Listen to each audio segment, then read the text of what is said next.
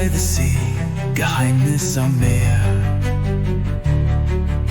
3 mice together, they'll fight for her. The Riviera nights, the stars above, they chase the truth, not fortune or love. Whispers of fear in a place of fame, every new clue adds to his game. An der Côte d'Azur, das Meer so klar, Klara, Josette und Maurice sind da. Ein Regisseur bedroht, er schweigt, ob sich bald die Wahrheit zeigt. Cast by the sea, Geheimnis am Meer. 3 mice together, they'll fight for her. Ein Schatten und die Gefahr so nah. This summer will change who they are. A puzzle unfolds in the summer's heat. Each step they take, the shadow they meet. Courage will reveal secrets and lies. A summer that changes their lives. Cast by the sea, Geheimnis am Meer. 3 mice together, they'll fight for her. Ein Schatten und die Gefahr so nah. This summer will change who they are. This summer will change who they are. This summer will change Klara.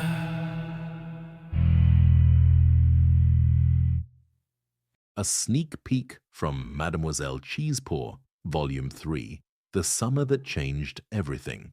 Chapter 1, A Case with a Sea View. It was a Tuesday morning in Paris, and as everyone knows, Tuesday mornings in Paris are never ordinary, not if you're a mouse. And certainly not if you're a mouse with a detective's instinct, a well-filled notebook, and a particular fondness for brie croissants. On the top floor of the venerable Hôtel Bellecour, a luxury hotel with silky curtains, gleaming marble floors, and a doorman who combed his moustache more often than his coat, a window flew open. Josette, the newspaper is in Dutch again. Fashion speaks no language, Klara. It's called visual inspiration. Here, between 2 chimneys, above the smell of the breakfast kitchen and right next to the hotel's herb garden on the roof, one of the most unusual, but surely most charming detective agencies in all of Paris had established itself over the years. Agency for Discreet Cases, Klara and Josette specialized in the unexpected. The office was not large, but it was full of stories. The walls bore city maps, yellowed photos, little arrows with paw prints, and several particularly pretty thank you letters written in elegant mouse paw script. On the desk lay notes, a half-nibbled piece of cheese, a lopsided stack of files, and in the middle, Klara.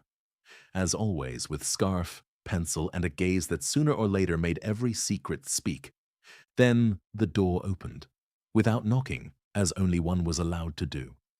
"Mesdames, you will not believe what I've just heard." Maurice entered, as charming as ever. His slightly rumpled suit bore the traces of a morning cheese croissant. His little Eiffel Tower pin sparkled in the sunlight, and his eyes twinkled with at least 3 untold stories. Cannes, a name, a jewel, a scandal, all in one sentence. Josette calmly flipped through a file. "Not your cousin again, who supposedly ran off with a film director?" Maurice put on a mock-offended face. "No, this time it's serious. A famous director, Monsieur Roussel, claims someone smuggled a message into one of his film reels. A single word, retourne, return." Klara slowly raised her gaze. "A threat? Or an invitation?" Maurice murmured mysteriously. Josette sighed. "And all this takes place. Where exactly?" "In Cannes," said Maurice meaningfully. "At the old Carlton Hotel. Roussel is convinced someone from his past is waiting for him there." Klara closed her notebook and tapped her forehead thoughtfully. "And what does he want from us?" to find out whether his past is harmless, or, shall we say, worthy of the big screen. A moment of silence. Then Josette said dryly, "I suppose we're going to the sea." Klara nodded. "Pack the magnifying glass, Josette, and maybe the sun hat with the hole, the one you can still see everything through." Maurice adjusted his bowler hat and winked. "I told you, this won't be an ordinary summer." A short time later, Klara, Josette, and Maurice, who, like a true gentleman, carried the luggage of Klara and Josette on his shoulders, were already on the TGV to Cannes. At the very back of the first-class carriage, under a small seat, the three of them had settled into a tiny mouse sofa of red plush, complete with a little table, a newspaper holder, and a miniature but flawless silk-shaded lamp. Paris was already behind them. The landscape glided past the window in bright sunlight like a canvas full of fields, hills, and church steeples. It was quiet, apart from the steady hum of the wheels on the tracks. By evening, they would arrive in Cannes. Cannes. The name itself sounded of summer and sun hats, of ice cream and secret whispers between palm trees, of holidays. But work never asks about the place, and secrets, Klara had long known, can be found everywhere. She let her gaze wander out the window, across the land, across memories. She had been in Paris for more than 20 years now. The world had changed. The streets, the pace, the headlines. In Klara's heart, too, some things had shifted. Aunt Marie was no longer with them, nor her parents. And yet, they lived on, in thoughts, in gestures, in moments that reappeared quite unexpectedly. Josette sat opposite her. Her best friend, since childhood, the mouse who had crawled with her through tunnels, across rooftops, into hidden rooms. Josette, who had been raised by Aunt Marie, with rope walking, circus discipline, and a heart that often felt deeper than she herself liked to admit. Neither of them had ever married. Not that there had been a shortage of charming mouse gentlemen.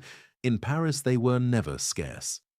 But Klara and Josette had always chosen other paths. Adventures, investigations, all those cases that had never stolen their breath, but always their hearts. Maurice, faithful friend and walking rumor mill of the city, sat beside Josette, gesturing softly with his paws. He too had grown older, a little more settled perhaps, but no less charming. A few years ago he had married a lovely little mouse from Spain who had once crossed his path at the Eiffel Tower. Today they lived together with their daughter Lily in Montmartre. Lily was 10 now. 10. How quickly time flew. While Klara lingered in her thoughts and the sunlight swept like liquid gold across the fields, Maurice and Josette were already deep in conversation about the case. Words like film reel, Roussel, Retourne, and Carlton drifted through the air. Somewhere between the director's riddles, the past, and the sweet smell of an almond croissant, Klara sensed this would be no ordinary assignment.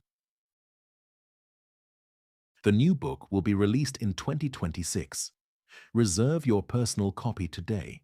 Pre-orders are now available in our online shop at www.goodbearcompany.com.